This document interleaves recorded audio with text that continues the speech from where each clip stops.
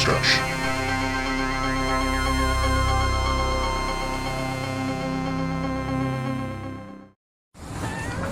So, Terrifier 3. Okay, let's see. Oh, we doing it? Yeah, why not? We gotta introduce ourselves. No, who cares? You gotta do, you know. What's up, everybody? This is the Corpse of the Heart Deconstruction, just coming up just because. My name is... with your host, Compan. Plankman 2000. And this is in no way is a return at all. Just supposed to show you that we're still around. We exist. Fighting the fight. I just fought a clown. Today's film is... Terrifier 3. Terrifier 3. Art the Clown is set to unleash chaos on the unsuspecting residents of Miles County as they peacefully drift off to sleep on Christmas Eve. Written and directed by Damien Leone. Starring... okay. Lauren Lavera, David Howard Thornton, Antonella Rose, a bunch of people. So, what do I usually say? You say, tell us the story. So, what's this film about?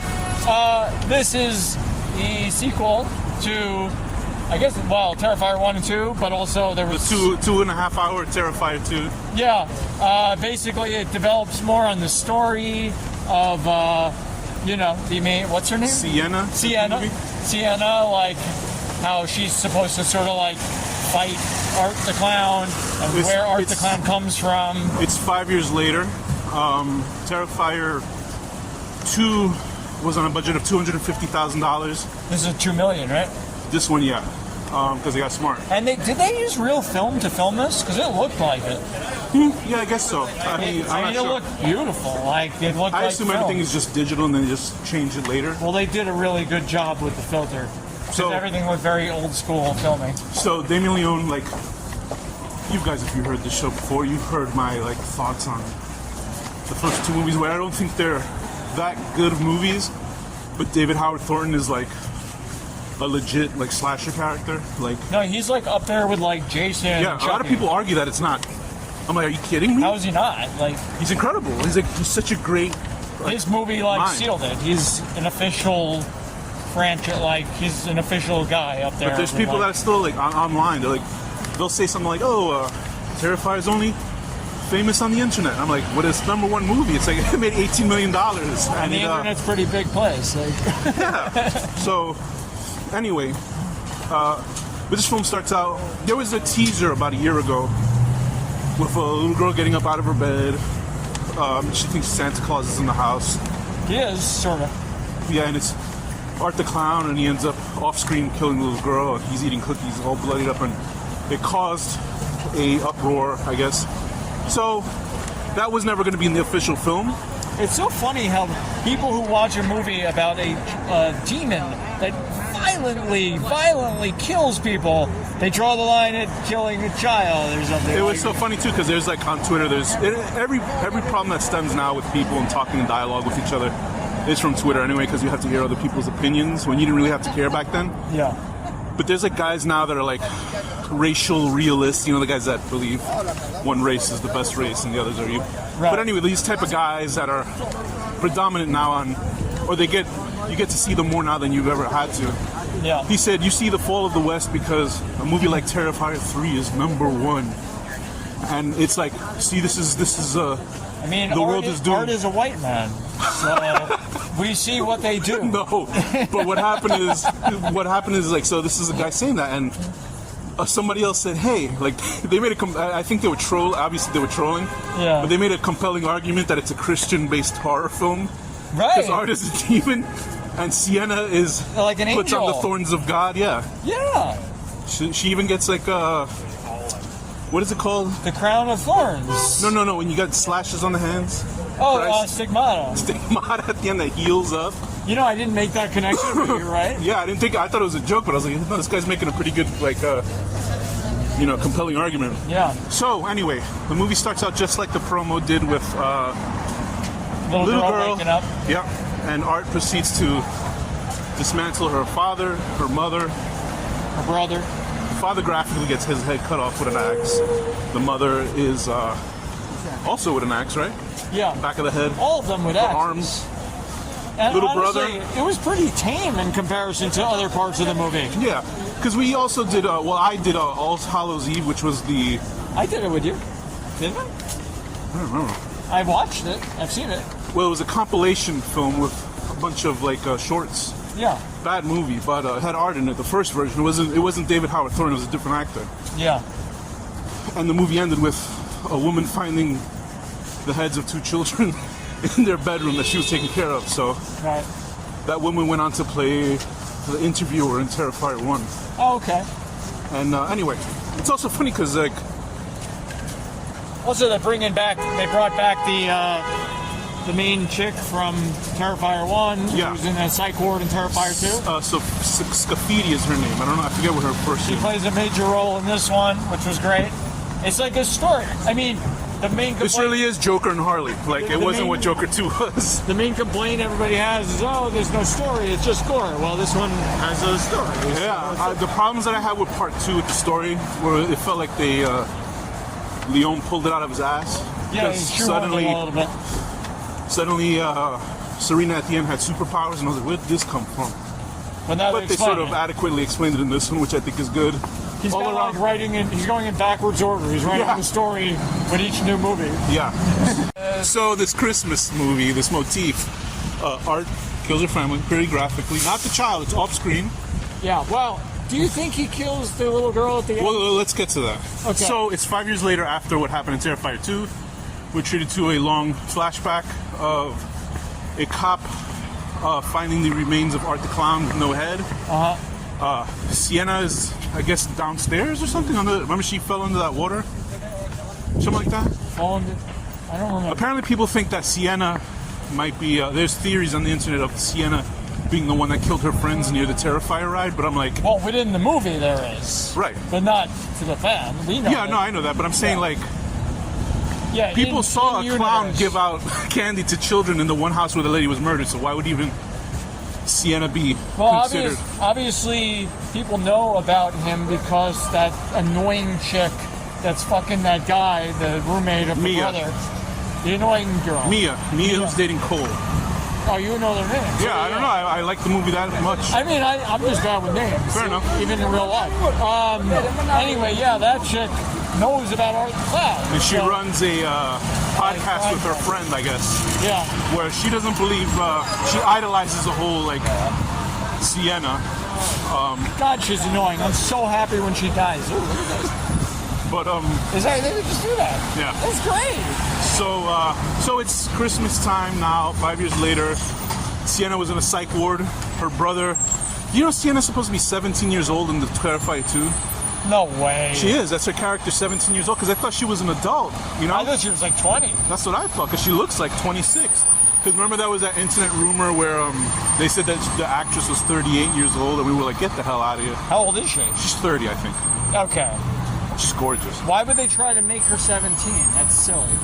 Anyway, so she has survived. She's in a psych ward. Her brother Jonathan is like now in college. He has He's very awkward. his roommate Cole, who I think isn't a bad guy. Like Cole He's fine.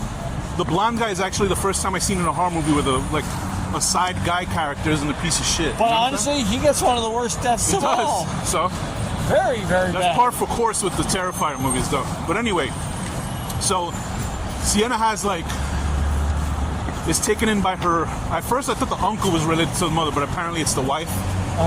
Who's I don't know her name. She's related And to. tell us who the uncle is. No, she's thinking about her father in the Oh, flashback. right. So- What's with all the Fight Club everywhere? It's been there for years. So we're in New York. We're looking at the floor, and so she is staying with her aunt, and her aunt's husband would, I guess, technically be her uncle, and her little cousin, right? Her little cousin, who is an adorable, amazing actress. Oh, protect this little girl at all costs. Yeah, you don't want her to die. So she's there. Sienna is having she has to take medicine because she's seeing hallucinations of her friend from the second movie who had acid thrown in her face. Yeah.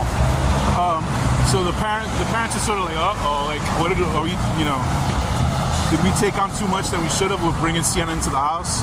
And eventually what happens is, during those 5 years, your favorite part of the movie is when Art has the police officer's decapitated head on his shoulders. I did like I love that part. I was laughing. That was great. And Justice.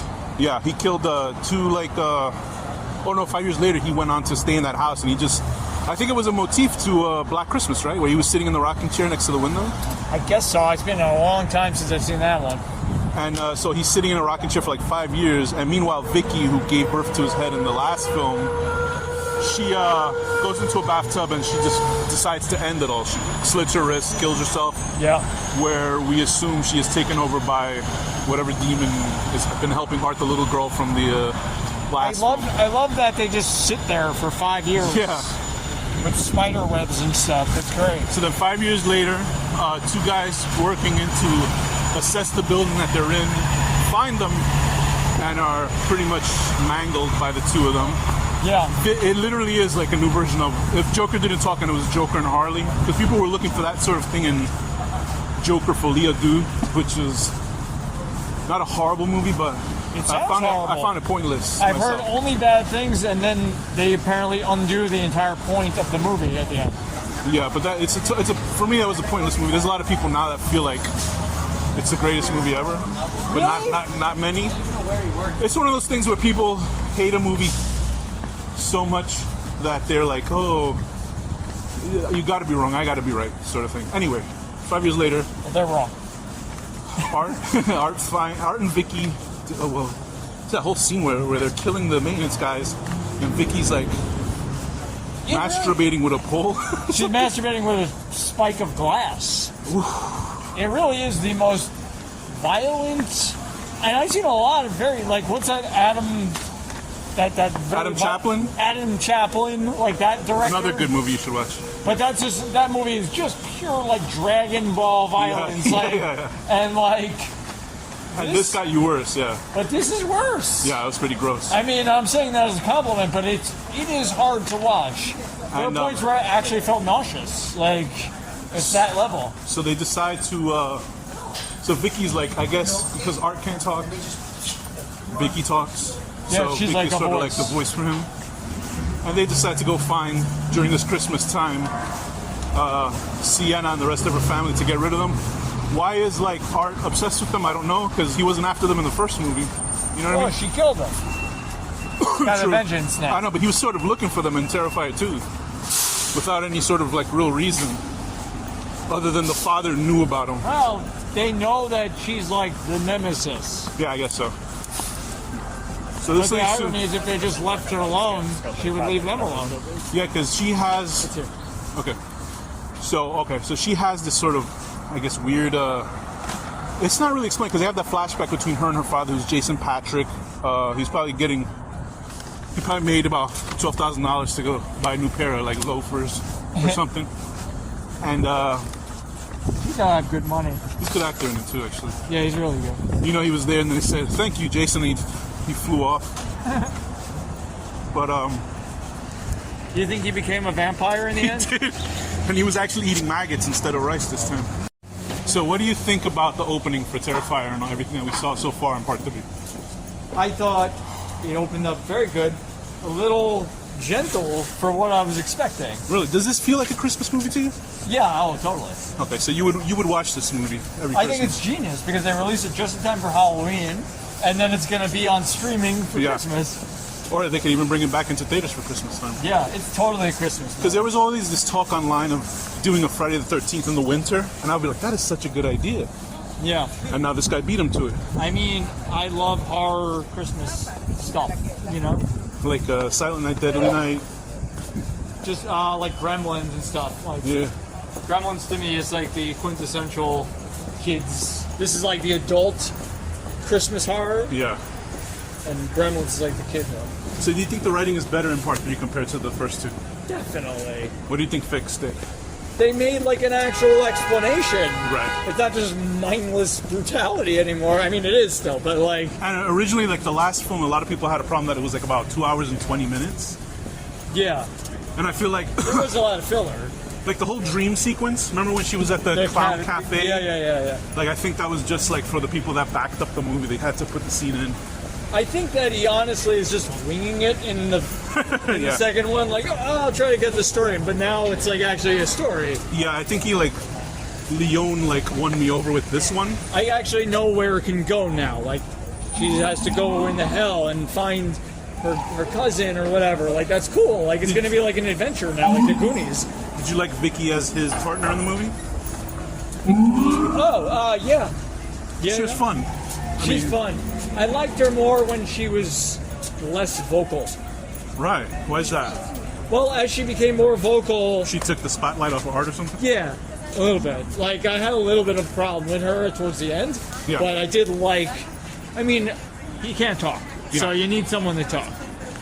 What if he talks and he talks like this?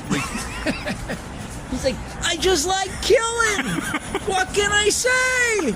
It's fun! So what is your favorite kill in the movie? Oh, definitely that, like, chainsaw up the ass with the penis flopping around. Like, that whole thing was great.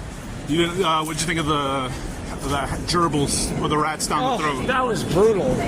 Yo, that was brutal. There's the way they slammed the fucking pipe into her mouth. Apparently the actor that played Art was sickened on set when they did that scene. It doesn't surprise me. I was sickened watching it. I was like, actually at one point getting nauseous, and I was like, I'm happy I didn't eat before this movie. And it takes a lot for that, you know? Yeah, I mean, a lot of credit really to David Howard Thornton, who plays Art the Clown. I mean, like... He's perfect. He's incredible. I mean, he gets so much expression as a mime. He's like a legit mime. Like, he is. I was watching clips. He played the Joker in a couple of fan films, and he's good. Yeah. He has the voice and everything. Does he talk well, like as an actor? Yeah. Okay. He's great. Because, yeah, I mean, he's great. I mean, he's just so good. Like, he's so expressive and shit. Like, he's legitimately, like, the most evil villain. Yeah. Like I was saying, like to my friend, I was like, "There's no way if I had to choose any, like famous horror movie icon, like Pennywise, Chucky, anybody, this is the last one I would want after me." Yeah, for real. The absolute last, because he can materialize anywhere. He can't be stopped unless you have a magic sword, and even then, not really. What do you think about his use of guns in the movie? I loved it because it's so unexpected. Because usually that's like his last sort of thing, because that's how he killed the girl in the first one. When he did a bomb, it was like, what the fuck? Yeah. I didn't expect it at all. But he doesn't care. He'll kill anybody with any means necessary. I was surprised that they did. I kind of understood why, but you know when he blew up the mall with the kids inside of it, like they didn't show any kids running around on fire, and I was like, they specifically did not show it because they just showed sort of like an empty mall when it blew up, and I was like, do you think the ratings? I think this will get like an X if they do that. Yeah, for sure. I mean, it's we can only do that with your taxes, not in a movie, fictional. It's unrated right now, but it's unrated right now. But I think that would have definitely been like, we can't show that. Yeah. Yeah, that's only for real life, not for. Because that's the one thing where I was like, why didn't they show because they showed the kid hacked up by the axe in the beginning, you know? Yeah. I don't know. I guess because it's too close to like a terrorist, like a terroristy sort of thing. I guess. As far as like the number one villain that would not want on your bad side, it's this guy. Pretty relentless. So do you like him being supernatural? Yeah. Because originally I was sort of like, Because, I mean, how many times can Jason get hit in the face or shot or beaten and keep getting up, and it's like, this is too silly. Like a regular person. Even the part where they're slamming on Sienna's hands. Yeah. And then she grabs the sword perfectly. It's like, yeah, her hands like your hands wouldn't be able to do anything. Yeah. Your hands would be shattered. Like you wouldn't be able to grab things. It's impossible. But I really think that Leone did like super good with this movie. He made it short, like an hour and 30 minutes. He said from now on. It was an hour and 30. It's 2 hours. Was it? I feel like it. Yeah. I thought he said 90 minutes. He said from now on the movies are only going to be 90 minutes long. Well, if they do I feel like they're going like a Goonies route. Like they're doing like we got to rescue this from hell. Girl, right? Got to rescue the little girl from hell with the magic sword, which is cool. Like, I'm down for that. And I didn't understand, like, did a demon forge the sword? Because she has a flashback and she shows that, remember? That, to me, there's two scenes in this movie that I think are, like, legitimately the spookiest shit I've seen in a movie, like, in a long time. Which scenes? The first one is when Art had overheard the podcaster girl Mia saying, I want to look into his eyes. Oh, I love that. So when he chainsaws her, And then he's staring in her eyes. and her face is all like falling off. Yeah. And then he takes his glasses off and opens his eyes real wide. Yeah, to look yeah. at it. I was, Jesus. I loved it. I loved it, yeah. Like, he's so fucking good, dude. And the second time is when Sienna gets that vision of hell, Yeah. and there's like a statue of the Virgin Mary holding like a monster by the chain. Mm-hmm. And then the monster kind of acts up to attack Sienna, and then the Virgin Mary stops it. Because I thought it was just a statue. I was like, holy shit. So, okay, that makes sense. So, an angel is forcing a demon to forge a demon sword. Yeah, I guess. That makes more sense to me. I mean, that was sick, bro. I was like, Yeah. unbelievable. I loved it. Yeah, it's really, it's really like... Because like that part right there, I was like, this is Hellraiser. Especially when the little girl went to hell at the end. I just hope it, I mean, I want it to still be scary Right. and gory. Because once you start going, like, Hellraiser, I think is the only last one that does like hell pretty cool, you know? Yeah, but it gets real silly in Yeah, the yeah. sequels. I mean, I think you can't help it when stuff goes to fantasy. I saw the third one just recently, and it is goofy as fuck. Well, that's the guy throwing CDs out of his face, right? Yeah. No, this is good. They can take it like in the fantasy world, but make it still good. Like not too goofy. I think it'll be fun. I think, I don't know why there's going to be 2 more. They only need 1 more. yeah. I think what they did is that by streamlining it, I think Leon knows where to get the money, Yeah. where to put the money in the film without. I think he's gonna get more money, more people working on it. Yeah. He says because he used to do all the makeup effects in the first film, and that's what kind of fucked up his directing because he had to get pulled off set and do makeup. Well, the makeup in this movie is fucking fantastic. Yeah, so he actually hired people in this one. So he got a Did crew. Tom Savini work? Because Tom Savini I think was Tom in the movie. Savini was just like a. Like guest star. Yeah. Yeah, so he did that. So now he can, focus directly on directing. Okay. And I think that that's paramount for him to becoming a better director. And I think it showed with this movie. Yeah. Less pressure. I mean, he's a good director. Like, he knows how to take a $2 million budget and make it better than most actual movies with giant budgets. I think with most of these films, you always want the best for these type of movies. So hopefully, he gets better and better, like a Sam But Raimi. we got filmmaking going in 2 directions. We got shitty fucking AI people Yeah. giving up their humanity to a machine, and then we've got actual artists. Yeah. So we need to support the actual artists. Yeah. Seriously. Like, And I'm like happy with where this franchise goes. He says he's going to do 2 more. He said originally it was going to be 1 more, but now he's just going to do 2 more. That's what he says to end the story. That makes me a little nervous. I know. I kind of only want 1 more, to be honest. I agree, but I think he's got dollar signs in the eyes, and as long as he keeps the quality, fine. Yeah, as long as it's good. I don't know how you can keep dragging the same protagonist over and over without them getting killed, because it's sort of like the same thing over and Well, over. maybe she will die and the girl will take Maybe. her. That's what I thought when I first saw it, but I think he's doing good. So what rating would you give Terrifier 3? I give it like a solid 9 out of 10. Floppy penis flopping around with blood and ass cracks cut open, legs that are broken, and then you fall on them and they break more. I give it a 9 out of 10. Santa Claus getting his feet and shins frozen and shattered, which was another cool scene. I love that. Especially with the Maurice Jackson joke, and I thought it was great. love that. And with that, this has been Hardy Construction. Danny, what's the final word? Blood! Blood!